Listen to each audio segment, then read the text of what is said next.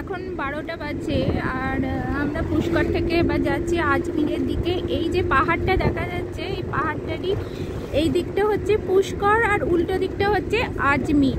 তো আমাদের পুষ্করের ঘোরা হয়ে গেছে, এবার আজমিরের দিকে যাচ্ছি। এই যে একই পাহাড়ের একদিকে পুষ্কর, অপোজিট সাইডে আজমির, এই পাহাড়টা। এবার পাহাড়ের একদম উপরে উঠে গিয়ে আবার নেমে যেতে হবে, তারপরে আজমির। এই পাহাড়টার একদম উপর দিয়ে রাস্তা। এবার উপর দিকে উঠছি,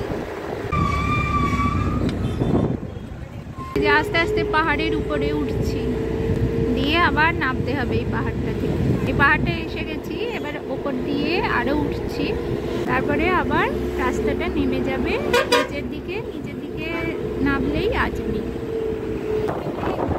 রানা প্রতাপের একটা স্ট্যাচু করা আছে, যে নিচের ভিউটা পাহাড়ের উপর থেকে।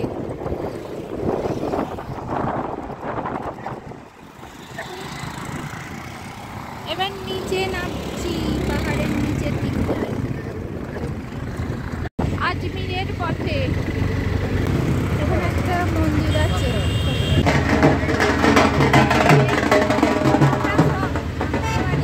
তো এই জায়গাটা অটো স্ট্যান্ড, এখানে আমাদের নামিয়ে দিল। বাস থেকে নেবে আমরা অনেকটা অটো করে এলাম, অটো থেকে আবার এইটা দেখছি হাঁটা পথ খানিকটা যেতে হবে। তো এই হাঁটা পথটা খুবই অল্প, আমরা হাঁটতে হাঁটতে পৌঁছে গেলাম, সেরকম কিছু মনে হলো না। তবে ভিড় হয়েছিল প্রচণ্ড, এত ভিড় হয়েছিল।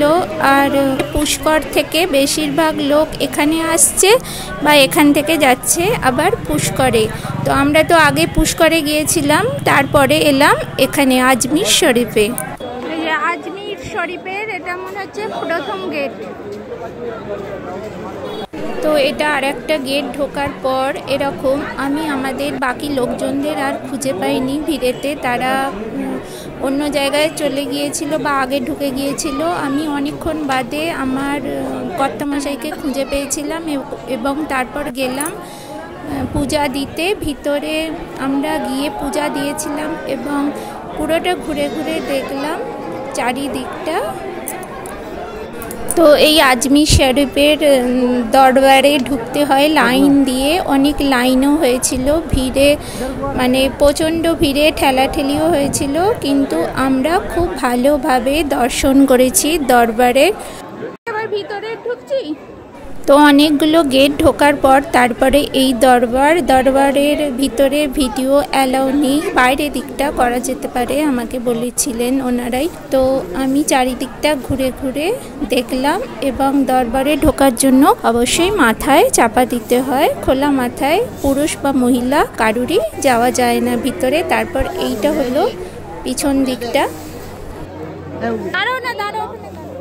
তো আমরা দরবারের ভেতরে ঢুকে দর্শন করলাম, দর্শন করেও বেরোলাম অন্য গেট দিয়ে বেরোতে হয়। তো আমরা প্রথমে কোনটা দিয়ে ঢুকেছিলাম খুঁজে পাচ্ছিলাম না, মানে যেখান দিয়ে ঢুকেছিলাম সেখান দিয়ে বেরোতে হবে। তো এখানে দেখলাম অনেক সবাই প্রার্থনা করছে তাদের প্রিয়জনদের জন্য।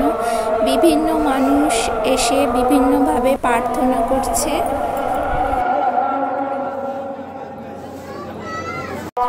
আর এটা হলো আর এক দিকের অংশ। 4টে গেট আছে, 4 দিক দিয়ে ঢোকা যায় এবং অপোজিট সাইড দিয়ে বের হতে হয়, বোধহয় মনে হয় সেটাই, কারণ আমরা তো একদম সামনের গেট দিয়ে ঢুকেছিলাম।